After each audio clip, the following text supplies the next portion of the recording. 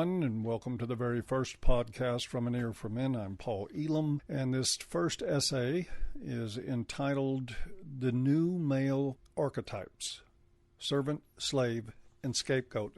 And I'm starting with a quote. The modern hero, the modern individual who dares to heed the call and seek the mansion of that presence with whom it is our destiny to be atoned, cannot, indeed must not, wait for his community to cast off its slough of pride, fear, rationalized avarice, and sanctified misunderstanding.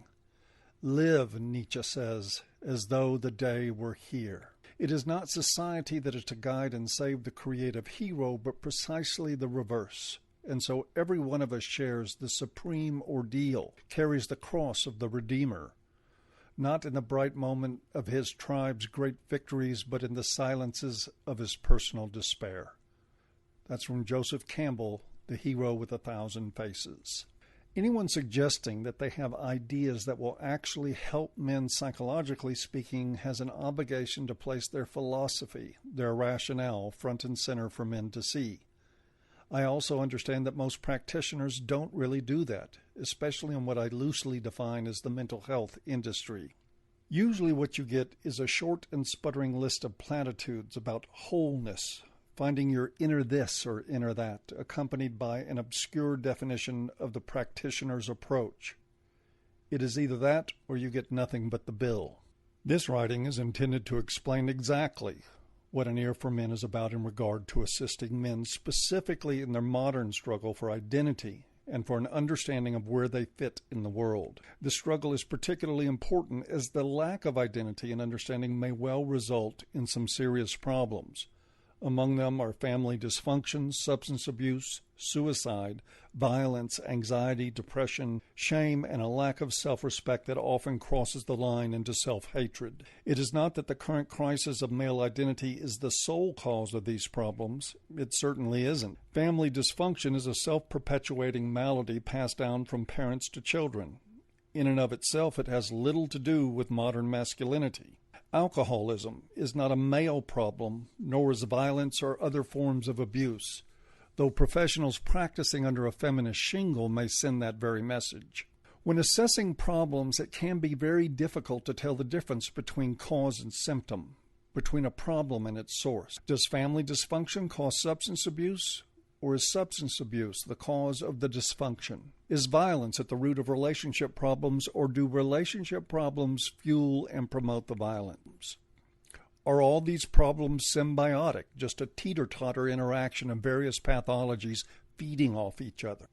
If so, can we ameliorate one problem by successfully intervening in another?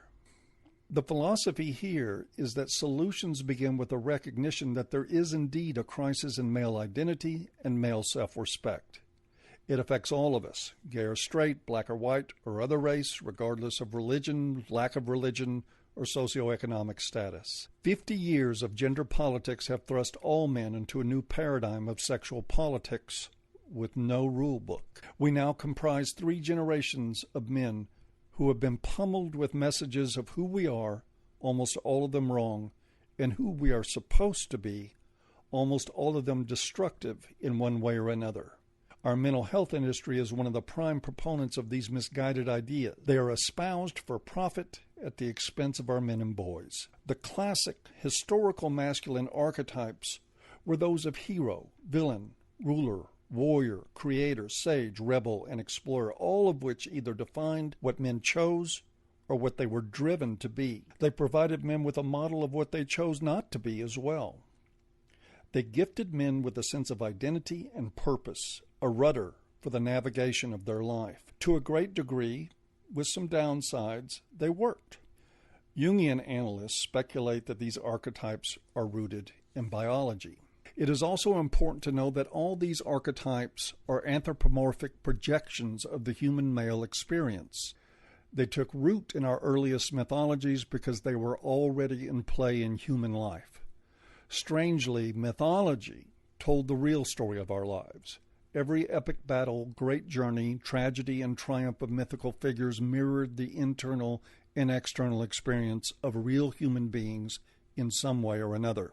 All that has been supplanted with a new and toxic narrative, To simplify it, we now live in a zeitgeist where all male archetypes have been reduced to that of villain, with the exception that they will assume the role of hero when needed and when directed. The ongoing expectations of men to protect, provide, sacrifice, and endure have not changed.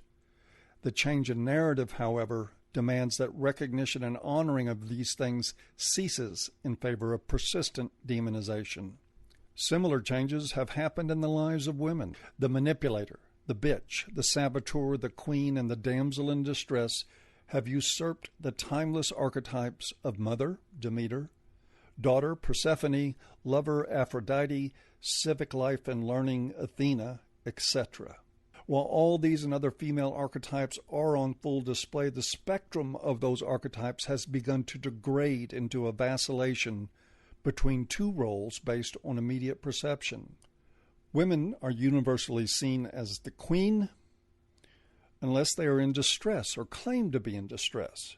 Once the perception of female distress registers, women instantly revert to being the damsel in distress. It is as though they live in a perpetual state of flux between empowered and helpless, just as we see play out today in the geopolitical landscape. The denial of all this and the assumption that it has not had a tremendous impact on the male psyche has left men in an emotional and social wasteland that produces more of the psychosocial problems already identified in this talk.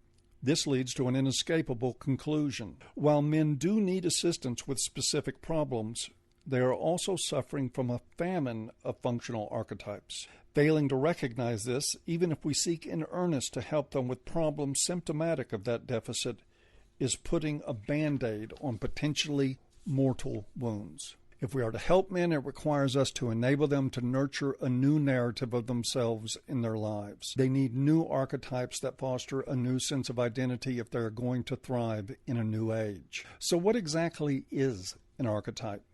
The Greek root words are archein, meaning original or old, and typos, meaning model or type. Archetype, original model. Archetypes are the old original models on which men, in the unconscious recesses of their psychobiology, shape and mold their lives. Perhaps in the days when there were payoffs, like honor, appreciation, respect, and status, men's unconscious movement toward one archetype or another made more sense. We do not live in those times anymore, and we haven't for most or all of your lifetime. What remains for most men in modern life is a world of expectation without reward, burden without honor, and service without self. Most men know on some level that this is true, but many have a very hard time facing it out of fear. Fear of the loss of social approval, the loss of love, and the loss of what they imagine is the only space the world grants them. Some of the fear is at least superficially warranted.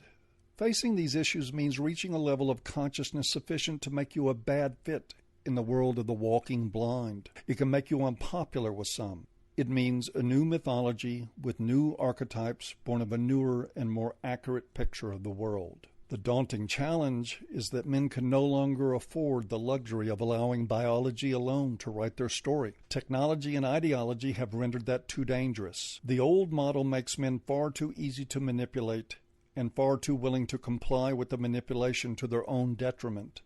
You can find this same story throughout classic mythology, so it's nothing new. Those, however, were cautionary tales, the moral lesson of which has been erased from the cultural consciousness. Most dare not speak honestly of Hera and Medea in the modern age. The results of all this denial of male danger has begun to resemble a modern genocide on the male soul. Fortunately, that which has been forgotten can be learned again, and that which has been learned in error can be corrected. The fruits of that effort are the restoration and wholeness so easily promised and seldom delivered. The supposed risk of new archetypes on a personal level is actually an illusion. Once you walk the newer path, you will most probably find you don't particularly want to return to the old one. The feigned approval of others loses its luster when the vision clears. Despite appearances, all of this is really not so arcane. It is actually quite simple. You can start with most any problem in life. Relationship and family issues are a good start. Map the mythology that got you there, that determined your actions and reactions. Were you playing the role of the hero, the warrior? Were you surrendering to the siren song? Was the damsel in distress a facade with something more sinister behind the surface impression? Was she more like Hera, poised to kill her children out of spite and jealousy? Did a faulty narrative of your place and worth in the world lead you directly to a painful wall? If that is true, do you have the fortitude to face it and change the story? Imagine the consciously constructed mythology that would lead you to a better place with better people. Imagine the story of you being written by your own hand. The solutions are not always easy, but they are made much more accessible when you make the decision to clear your own path. When you are at the helm, navigating your own way, when the stars in the sky are arranged according to your dreams and desires.